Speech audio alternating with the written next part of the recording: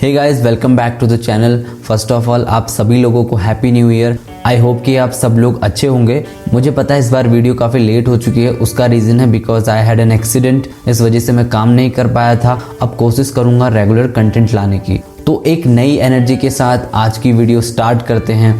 आज की वीडियो में हम डिस्कस करने वाले हैं डेरियस फॉरेक्स की लिखी गई बुक थिंक स्ट्रेट की। डेरियस एक एंटरप्रेन्योर, ब्लॉगर और एक पॉडकास्टर हैं। पिछले कुछ सालों से वो लाइफ, बिजनेस और प्रोडक्टिविटी के बारे में अपने थॉट्स अपने ब्लॉग के थ्रू शेयर करते हैं और उनके आर्टिकल्स अब तक 3 मिलियन से ज़्यादा लोग पढ़ चुके हैं। 2010 में अपनी मास्टर डिग्री के दौरान डेरियस ने अपने फादर के साथ मिलकर एक लॉन्ड्री टेक्नोलॉजी कंपनी भी बनाई और अपने द डेरियस फॉरेक्स शो में वो काफ़ी अच्छे थॉट लीडर्स जैसे रेयान हॉलिडे, रॉबर्ट सटन और जिमी सोनी का इंटरव्यू भी ले चुके हैं। अपनी इस बुक थिंक स्ट्रेट में डेरियस बताते हैं कि हम यूजलेस थॉट के ट्रैप से कैसे बाहर निकल सकते हैं और कैसे हम अपने डिसीजंस को एक बेटर डिसीजंस में कन्वर्ट कर सकते हैं। इसके लिए डेरियस ने इस बुक में कुछ की पॉइंट्स दिए हैं, उनमें से कुछ मैं आज आपके साथ डिस्कस करने वाला हूँ। सो द फर्स्ट वन है लाइफ इज नॉट लीनियर। हम में से मैक्सिमम लोग बिलीव करते हैं कि जहाँ पर अभी हम हैं और जहाँ हम पहुँचना चाहते हैं उसके बीच में एक स्ट्रेट लाइन है। फॉर एग्जाम्पल, तुम एक बिजनेस करना चाहते हो ताकि तुम अपनी लाइफ में और फ्रीडम पा सको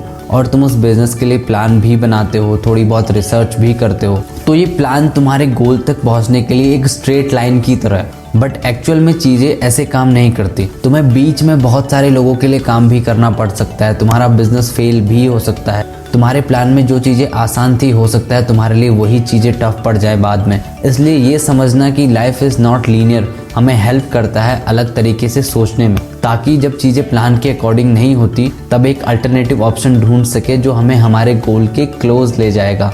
अगला पॉइंट जो डेरियस बताते हैं वो है फिल्टर योर थॉट्स। हमारे ब्रेन के प्रोसेस करने के लिए इस दुनिया में बहुत ज़्यादा इन्फॉर्मेशन है। हम सारी इन्फॉर्मेशन प्रोसेस नहीं कर सकते, इसलिए हमें इन्फॉर्मेशन फिल्टर करनी पड़ती है और इस फिल्टरिंग प्रोसेस में हम शॉर्टकट्स डेवलप करते हैं ताकि हमारे ब्रेन को कम सोचना पड़े और डिसीजन आसानी से ले सके। इन शॉर्टकट्स को कहते हैं ह्यूरिस्टिक्स। ह्यूरिस्टिक एक स्ट्रेटजी होती है जो तुम पुराने एक्सपीरियंस से बनाते हो उस सेम प्रॉब्लम के साथ। पहली ह्यूरिस्टिक टेक्निक जो लगभग सब जानते हैं वो है ट्रायल एंड एरर मेथड। इससे भी लोग अपने प्रॉब्लम्स के आंसर ढूंढते हैं, बट ये हमेशा प्रैक्टिकल नहीं होती। अगर हम अपना करियर ट्रायल एंड एरर के बेस पर बनाने लगेंगे तो शायद ही मरने से पहले हम कोई गोल अचीव कर पाएंगे। हर चीज़ पर trial and error method use करने के लिए हमारी लाइफ बहुत छोटी है। अगली ह्यूरिस्टिक टेक्निक है सोशल प्रूफ, मतलब जो और लोग कहते हैं या फिर करते हैं। और अगली लोगों की सबसे फेवरेट टेक्निक में से एक है वो है फेमिलियरिटी, मतलब अगर पास्ट में किसी काम को करने से अच्छे रिजल्ट मिले हैं तो अभी भी मिलेंगे, बट ऐसा जरूरी नहीं होता कि अब भी रिजल्ट सेम होंगे। बहुत सारे फैक्टर्स आ जाते हैं जो रिजल्ट को चेंज कर सकते हैं। ह्यूरिस्टिक टेक्निक की वजह से बेशक हमारे दिमाग को कम सोचना पड़ता है, हम आसानी से डिसीजन ले लेते हैं, बट ये प्रैक्टिकलिटी से बहुत दूर है। इसलिए अक्सर इस टेक्निक की वजह से अनसेटिस्फाइंग रिजल्ट मिलते हैं। इसलिए ह्यूरिस्टिक टेक्निक के बेस पर इंफॉर्मेशन को फिल्टर करने के बजाय उसको एक प्रैक्टिकल एंड सेंसिबल वे में सोचो। डिसीजन लेते वक्त अपने आप से क्वेश्चन करो कि इस डिसीजन से आने वाला आउटकम क्या तुम्हारी लाइफ को एक्चुअल में चेंज करेगा, क्या इससे तुम्हारी लाइफ स्टाइल पर एक अच्छा इम्पैक्ट पड़ेगा। जब तुम कंसिस्टेंटली ये क्वेश्चन खुद से पूछते हो तब तुम ऑटोमेटिकली अपनी यूजलेस इन्फॉर्मेशन को फिल्टर करने लगोगे और अपनी लाइफ में ऐसे डिसीजन लोगे जिनका एक्चुअल में तुम्हारी लाइफ के आउटकम में एक अच्छा इम्पैक्ट पड़ेगा। नेक्स्ट वन है inside your control versus outside your control. Author कहते हैं कि अगर तुम यूजफुल थॉट्स अपनाना चाहते हो तो एक थंब रूल है, केवल उन चीज़ों के बारे में सोचो जो तुम कंट्रोल कर सकते हो। ये 99% थॉट्स को ख़त्म कर देगा क्योंकि तुम अपनी लाइफ में बहुत कम चीज़ें कंट्रोल कर सकते हो, इसलिए उन पर ही फोकस करो, जैसे कि तुम्हारे डिज़ायर्स, एक्शंस, वर्ड्स और इंटेंशंस। एक यूजलेस थॉट क्या है जो तुम्हारे कंट्रोल में नहीं है और जिसका कोई यूजफुल पर्पस नहीं है। फॉर एग्जाम्पल, तुम्हारे पास्ट का कोई रैंडम थॉट जिसका तुम्हारी प्रेजेंट लाइफ से कोई मतलब नहीं होता। ऑथर कहते हैं अगर तुम पास्ट के किसी मिस्टेक या डिसीजन के बारे में सोचते हो तो वो एक यूजफुल थॉट हो सकता है ताकि तुम्हें उससे एक सीख मिले जो तुम उसे दोबारा फ्यूचर में रिपीट ना करो। उसके अलावा पास्ट के जितने भी थॉट्स आते हैं वो सब यूजलेस हैं। ऑथर ये भी बताते हैं कि इवन फ्यूचर को बहुत ज़्यादा फैंटेसाइज करना भी एक यूजलेस थॉट है। इसलिए ऑथर ने 2 टाइप के यूजफुल थॉट्स के बारे में बात की है। पहला है thinking about how you can solve the problem, मतलब इस बारे में सोचो कि तुम प्रॉब्लम को कैसे सॉल्व कर सकते हो। अगर तुम उस प्रॉब्लम को सॉल्व नहीं कर पा रहे हो तो बहुत सारे लोग हैं उस फील्ड में एक्सपर्ट जो तुम्हारी मदद कर सकते हैं, तुम उनसे हेल्प लेकर अपनी प्रॉब्लम सॉल्व कर सकते हो। नेक्स्ट वन है अंडरस्टैंडिंग द नॉलेज। ऑथर कहते हैं तुम खाली इन्फॉर्मेशन इकट्ठा करते हो, इसलिए खाली इन्फॉर्मेशन इकट्ठा मत करो। उस इन्फॉर्मेशन को अपनी लाइफ में करियर, हेल्थ, वर्क को इम्प्रूव करने के लिए कैसे यूज कर सकते हो, इस बारे में सोचो। इसीलिए ऑथर बताते हैं कि तुम इन 2 थॉट्स के अलावा हर थॉट जो तुम्हारे ब्रेन में आता है उसे इग्नोर कर सकते हो।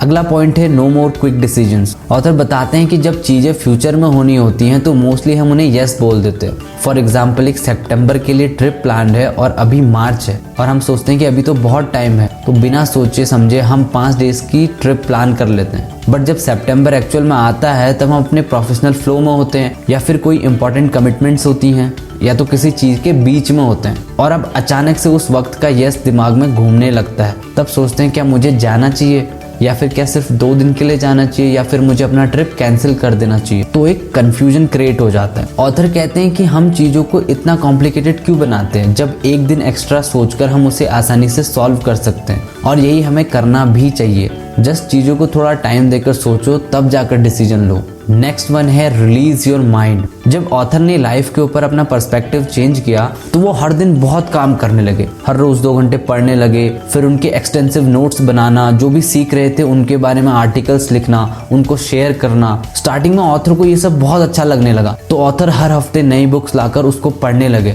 ऑथर हर दिन नई चीजें सीखने लगे। बट कुछ हफ्ते बाद ऑथर के साथ एक मेंटल ब्रेकडाउन हुआ। अचानक से ऑथर का दिमाग काम नहीं कर रहा था। ऐसा लग रहा था जैसे कि सब कुछ ब्लॉक हो चुका है। ऑथर ना तो सोच पा रहे थे और ना ही रीड कर पा रहे थे। पूरा दिन उनके हेड में पेन रहता था। उनको समझ नहीं आ रहा था कि उनके साथ एक्चुअल में हो क्या रहा है। ऐसा 1 हफ्ते तक उनके साथ चला और उसके बाद वो फिर से बेटर फील करने लगे। तब ऑथर ने वहीं से स्टार्ट किया जहां पिछली बार छोड़ा था। फिर कुछ टाइम बाद ऑथर के साथ ये दोबारा से हुआ। तब ऑथर को समझ आया कि एक्चुअल में क्या हो रहा है। जब हम अपने माइंड को ट्रेन करते हैं तो ये स्टेजेस में होता है। जैसे ही हम एक फेज के एंड पर होते हैं और लर्निंग के नेक्स्ट फेज में एंटर करने वाले होते हैं, तो हमें एक वॉल के थ्रू जाना पड़ता है। स्टार्टिंग में चीजें अच्छी लगती हैं क्योंकि उस वक्त सब कुछ नया होता है। जैसे ही हम एंड के क्लोज पहुंचते हैं चीजें डिफिकल्ट होती जाती हैं, जैसे ऑथर के केस में हेडेक था। बट कुछ टाइम के ब्रेक के बाद ऑथर ठीक हो गए थे। तो उस पॉइंट पर जब हम वॉल को हिट करते हैं उसे मेंटल ब्रेकडाउन कहते हैं। ये वही पॉइंट है जहां पर हम अपने गोल को गिव अप करने की सोचते हैं। फॉर एग्जाम्पल, अपना करियर, बिजनेस, ये सब। उस वक्त लगता है कि बिजनेस फेल हो जाएगा, करियर नहीं बन पाएगा उस फील्ड में, और ऐसा लगता है कि सब कुछ खत्म हो चुका है। इसलिए ऑथर कहते हैं कि उस मोमेंट को एक पॉजिटिव मोमेंट की तरह लो कि तुम अब एक नए स्टेज में एंटर करने वाले हो। जब भी ऐसा पॉइंट आता है, गिव अप करने के बजाय एक छोटा सा ब्रेक लो। अपने ब्रेन को रिकवर होने के लिए कुछ टाइम दो और फिर एक नई एनर्जी के साथ वहां से स्टार्ट करो जहां पिछली बार छोड़ा था। तो गाइज, आज की वीडियो में बस इतना ही। उम्मीद करता हूँ आपको वीडियो अच्छी लगी होगी। मिलते हैं नेक्स्ट वीडियो में। अगर ये वीडियो पसंद आई हो तो प्लीज़ लाइक एंड शेयर जरूर करना, और चैनल पर नए हो तो प्लीज़ सब्सक्राइब जरूर कर लेना। Thanks for watching guys.